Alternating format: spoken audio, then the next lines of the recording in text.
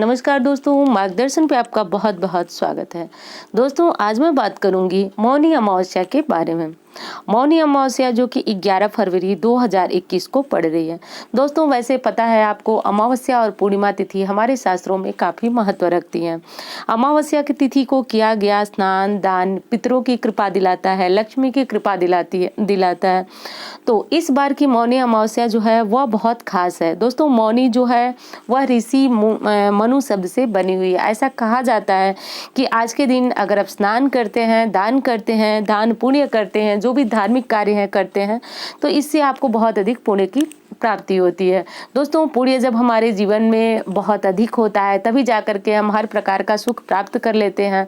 और वहीं पे अगर हमारे द्वारा बहुत सारे जाने अनजाने में पाप होते हैं तो हम ना चाहते हुए बहुत सारी पूजा पाठ करते हुए भी तकलीफों से घिरे रहते हैं। तो पुण्य कमाने का ये कल बहुत सुनहरा अवसर है, हम सभी को जरूर करना चाहिए दोस्तों। तो अब अगर आप शास्त्रीय विधि जानना चाहते हैं तो इससे पहले मैंने मौनी अमावस्या की विस्तृत वीडियो दी थी, जिसमें आपको बताया था कि किस प्रकार पूजा पाठ, दान, यज्ञ जो भी करना है वो किस प्रकार करना है।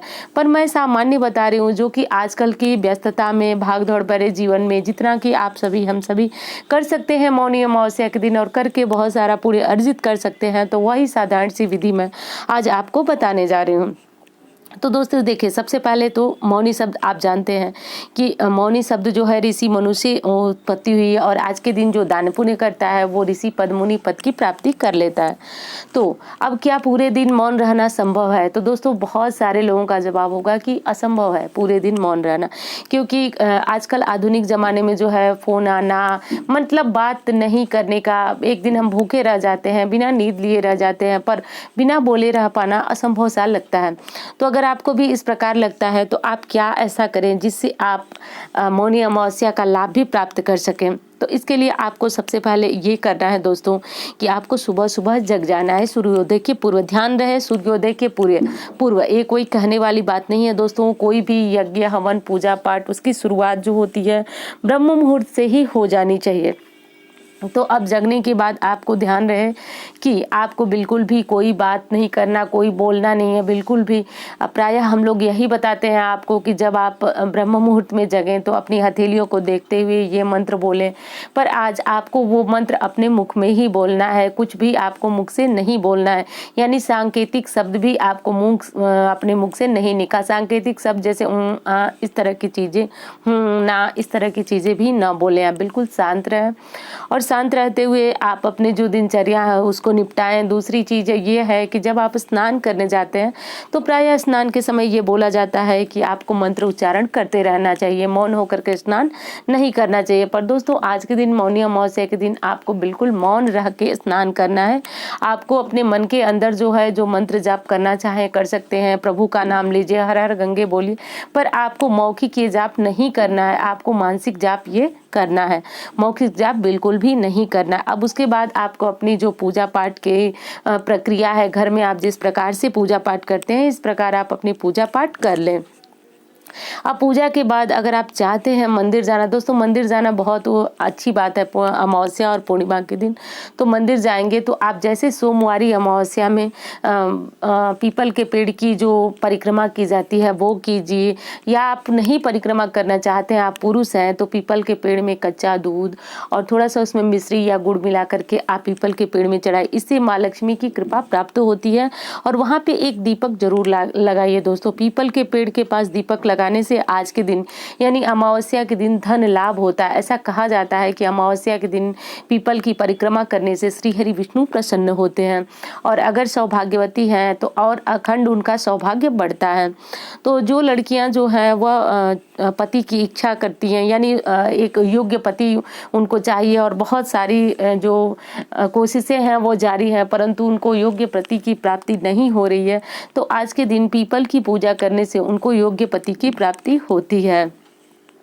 तो एक दीपक आपको वहाँ ज़रूर जलाना है दोस्तों। और आज के दिन शिवलिंग पे आप अगर दूध से अभिषेक करते हैं तो मानसिक जो अशांति होती है वो दूर हो जाती है। अक्षय चढ़ाते हैं तो धन संबंधी समस्याएं दूर होती हैं।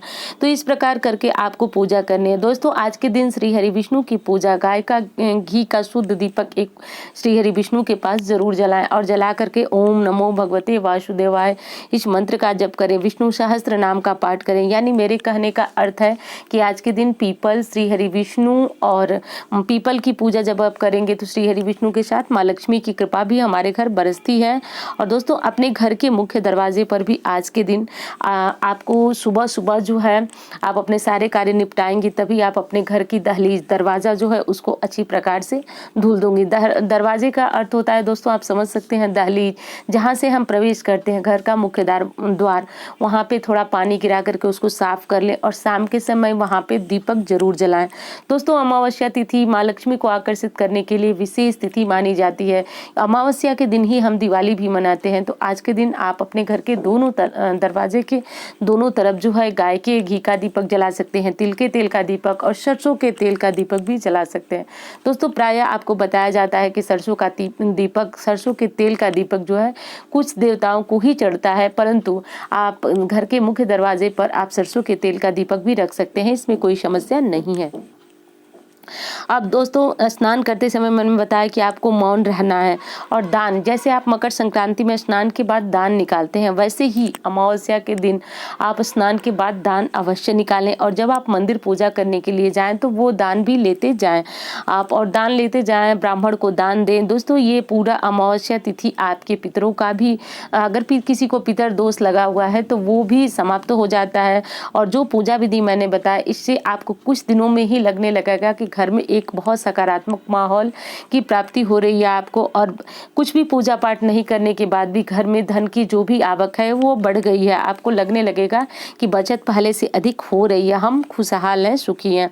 दोस्तों कई लोग जो हैं किसी चीज को बिल्कुल भार स्वरूप समझते हैं और दूसरी चीज ये है कि किसी चीज को आस्था पूर्वक करने से ही उसका लाभ मिलता है। दोस्तों सनातन धर्म बिल्कुल यही कहता है कि जब आप किसी चीज को करें तो मन में किसी प्रकार का संशय न रखें। कहा भी गया है कि मानो तो दैव नहीं तो पत्थर, यानी जो पत्थर की मूर्ति होती है देवता की, अगर उसमें माने तो प्रभु का वास होता है और न माने तो मात्र वो पत्थर होता है। तो अब आपको कोई भी जो पूजा विधि मैंने बताई, अगर आपकी आस्था नहीं है तो मैं नहीं कहूंगी कि आप ये पूजा विधि करिए।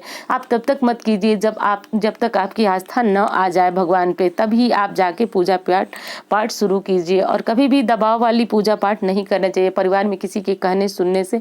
दोस्तों इस प्रकार की पूजा पाठ से भी हमारी आस्था नहीं होती है तो हमको उसका पुण्य फल प्राप्त नहीं होता है।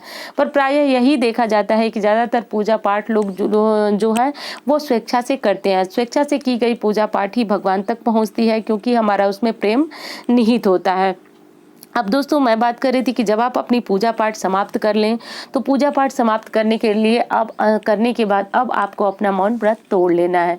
मैंने कहा कि पूरे दिन रहना संभव नहीं है तो अब आप राम राम का उच्चारण करते हुए दोस्तों आप ये अपने मौन व्रत को जो है खोल लें। उसके राम राम बोलें, पहले राम राम के बाद जो है आप अपना बोल चाल जो भी शुरू करना है आप बोले शुरू करें। दोस्तों राम के नाम का बहुत अधिक महत्व है। जैसा कि हम सभी जानते हैं कि राम नाम का लिखने से पत्थर जो कि इतना भारी था वो समुद्र में तैरने लगा।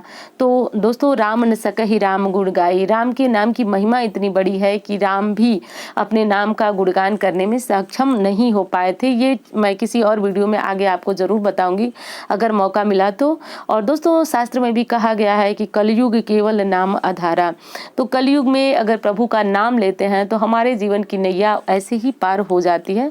तो आप भी कमेंट बॉक्स में जय श्री राम लिख दें क्योंकि आज के दिन देखिए राम नाम लिखना भी बहुत अधिक पुण्यदायी। प्रायः आप अगर हनुमान मंदिर में जाते होंगे तो देखते होंगे कि बहुत सारे श्रद्धालु जो हैं राम का नाम लिख करके और ला करके हनुमान जी को उसकी माला चढ़ाते हैं। तो ये बहुत अधिक पुण्यदायी है और संभव हो तो आप अपने घर में भी राम नाम का एक कॉपी बना लें और जब आपको टाइम मिले तो राम नाम लिखें। तो दोस्तों इसी इसीलिए मैंने कहा कि कमेंट में भी अगर आप राम नाम लिखते हैं तो इससे आपके बहुत सारे कष्ट जो है प्रभु श्री राम की कृपा से कटते हैं। तो आप ऐसा लिखना न बोलें। और मैं एक बार फिर कहूँगी कि जब आप अपना मौन व्रत खोलें तो राम नाम बोल करके ही खोलें, 2 बार राम राम बोलें और उसके बाद प्रभु का प्रणाम करें, आभार प्रकट करें कि हे प्रभु, मैंने इतने समय तक मौन व्रत रखा, ये बहुत अधिक जो है आपके लिए प्रभावशाली होगा। पूरे दिन मौन व्रत रखना असंभव भी है क्योंकि आजकल माहौल जो है बिल्कुल अलग है। हम बिना बात किए, बिना बोले, या फिर अगर हम नहीं बोलते हैं तो परिवार के किसी ऐसे सदस्य को बहुत अधिक आवश्यकता पड़ जाती है जिसकी वजह से हमें बोलना पड़ता है। तो आप ऐसा कोई संकल्प ही न लें जिससे आपको रखने में बहुत अधिक परेशानी हो। इसलिए मैंने बताया कि जब आप स्नान कर लें, दान कर लें, पूजा पाठ आपका हो जाए तो राम नाम का उच्चारण करते हुए आप अपना व्रत जो है वह खोल लें।